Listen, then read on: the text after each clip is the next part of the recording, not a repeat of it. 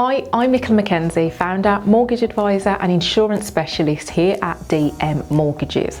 And in today's video, I'm going to be explaining to you why not protecting your income can be a really huge risk and a big mistake. So to find out more, stay tuned.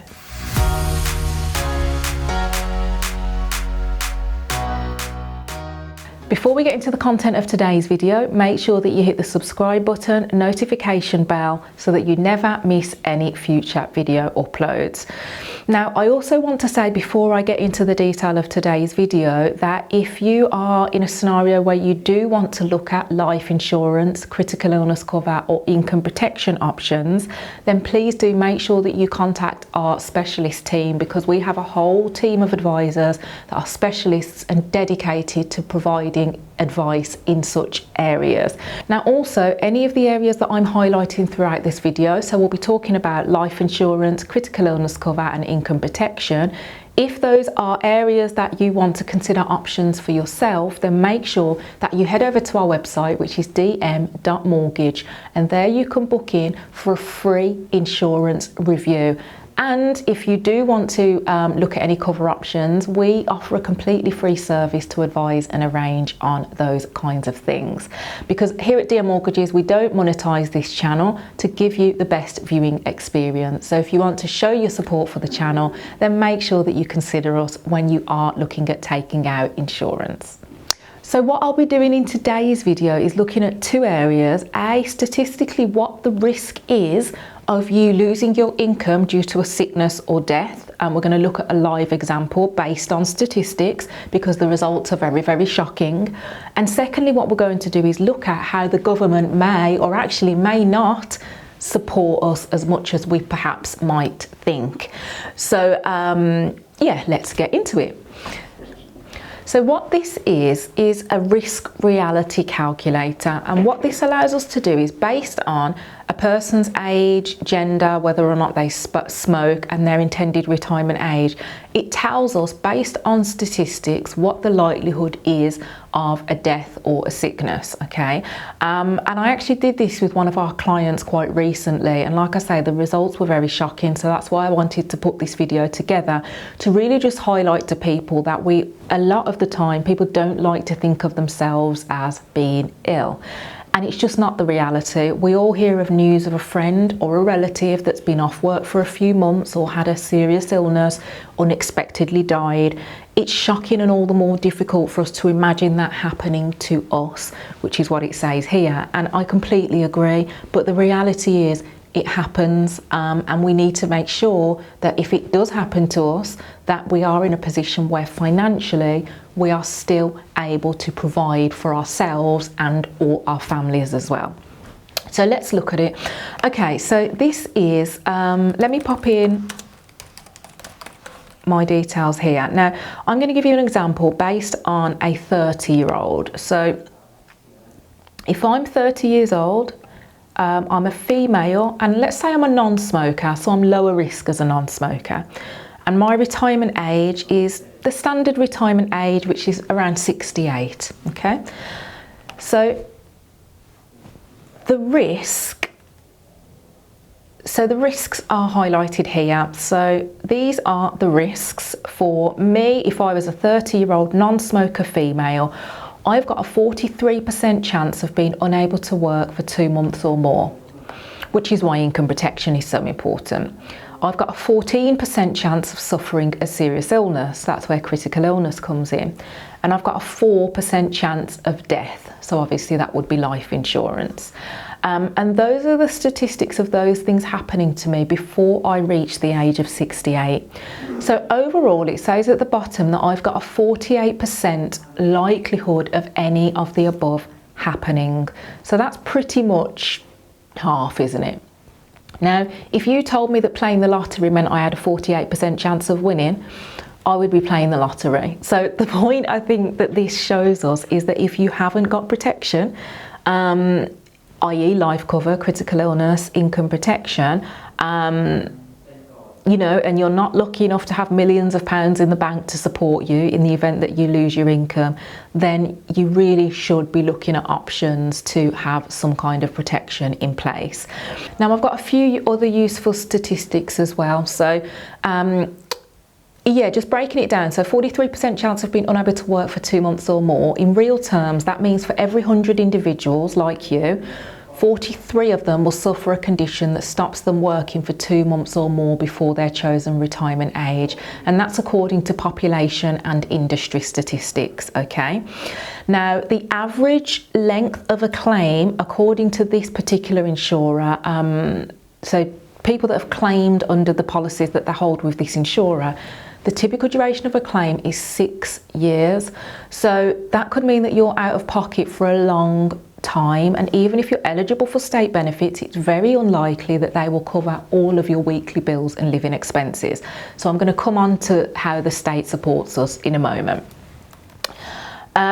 But essentially, sorry, just going on, so each 3 of these statistics, so again, if being off work longer than 2 months or more is something that concerns you, then the most common type of cover to protect against something like that because of a sickness would be something called income protection. So income protection is essentially private sick pay, and what it will do is pay you an income if you are off work for a period of time.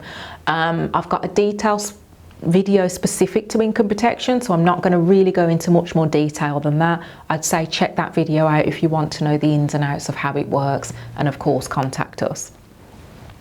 Now, 14% chance of suffering a serious illness. So again, for every 100 individuals, 14 will suffer a serious illness. 30-year-old females, non-smokers before the age of 68. And it just says here, I'm going to touch on some of the key points, as well as dealing with the emotional upheaval of a serious illness. How would you cope financially if you or your partner fell seriously ill? Returning to work, treatment, recovery period, all of these things have a financial implication associated to them. So that's where critical illness cover would come into things. Critical illness is there to pay you a lump sum of money if you had a serious illness. So it's different to income protection or sick pay, which covers just any illness, depending on which insurer you're with, which is why quality is important. You should get advice with these kinds of things. But that's just a brief summary of how serious illness or critical illness can help you. And then 4% chance of death. So, and that's where, of course, life insurance would come into it. So if you've got anyone financially dependent on you, whether that's children and or a partner, then having life insurance in place is incredibly important to provide them with financial support if you're no longer here. Now, the other thing about these statistics that I'm going to point out, which is really useful, is that you can see a lot of the time people tend to see life cover as the more obvious type of protection, but actually the reality of it is, guys, we've got a much higher chance of being sick before we retire than we have of passing away. That's not me saying life insurance is not important, because of course if you pass away, that loss of income is going to be long-term and permanent, isn't it? But the chances of claiming on a life insurance policy are a lot less than sickness cover. So now, guys, what I'm going to do is look at something called the Percy calculator. So this is a calculator that's readily available on the Association of British Insurers website. So I'll put links to this calculator in the description so that you can go there and work out, based on your own situation, what government support would be there to help you if you lost your income. So, and I want to give you an example of this because it's basically going to show me exactly what government support I would be entitled to. So it's very, very useful. So let's say that I am a single person. Again, I'm just really using this as an example. So my postcode I need to add in, 5AH. My date of birth, again, I'm going to say that I am 30 years old, so I would be born in 1992. And let's say that I have a few £1,000s in savings. Let's say I've got 3,000 in savings. Dependent children, I have no children, and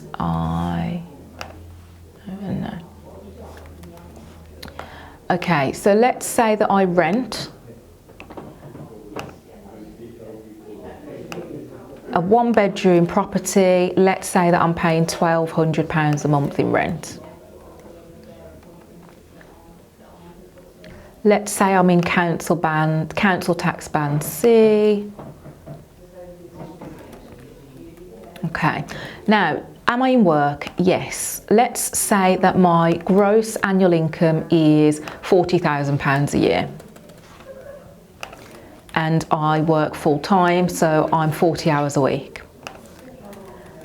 Let's say that I get 3 months full pay from my employer.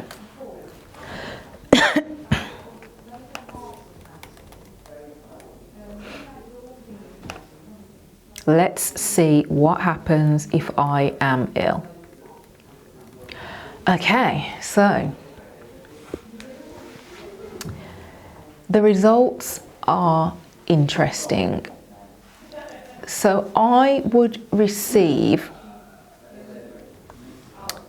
whilst I'm in work, my net pay after tax would be £2,602 per month, okay? Now, the first 3 months, I put into this calculator that I have got some help from my employer for 3 months, because some of you out there might think, well, I get sick pay. That doesn't mean that you don't need protection. It just means that you're safe for the first few months, but there are still many illnesses that could see you off longer than that. If you had no sick pay, this situation would look worse for you, okay? So I would get my sick pay from my employer, and then I would also get that topped up slightly by statutory sick pay. So I basically won't see any change until after 3 months of being sick. Then at that point, my income would drop to £1,008.90 per month, okay? And that's made up of £671 a month universal credit, and £4 in council tax support, and £333.67 from employment support allowance or job seekers allowance and other state benefits. So I have gone from £2,602 a month to £1,008 per month as an income. Now, I don't know about you, but if I'm sick, paying my gas bill, all my normal bills, putting food on the table, that's going to be incredibly difficult on a drop from £2,600 to £1,000 a month, okay? So guys, I think that the reality of this is that I'm going to struggle quite a lot financially. Now, the other reason why I've put this video together is because a lot of the clients that we see, or for any of you out there, if you're not yet a homeowner and you're looking to become one, of course, you also have to bear in mind that you've probably got savings that you're planning to put towards a house deposit. So if you lose your income, there's a high likelihood that you're going to end up eating into those savings to support you. And do you know, the actual honest reason why I put this video together is because I had an email last week from a client who we saw about a year ago. He's self-employed and he's injured, and as a result of the injury he said that he's been off work for 6 months, so his accounts now are showing half the income that they would have done, and he's also depleted half of his savings. So now he's in a situation where he's going to have to put on the back burner buying this property until his accounts reflect a higher income and until he replaces those earnings. Now, had he have had some kind of support in place by way of critical illness or income protection, then he could have preserved his savings, still bought his property, and also one thing that a lot of people aren't always aware of is that some lenders will take income protection as an income to count towards mortgage affordability. So for example, if you're in a situation where you're earning an income, you fall ill, and you end up claiming on a sick pay policy, you can still get a mortgage with some lenders using that sick pay policy as an income.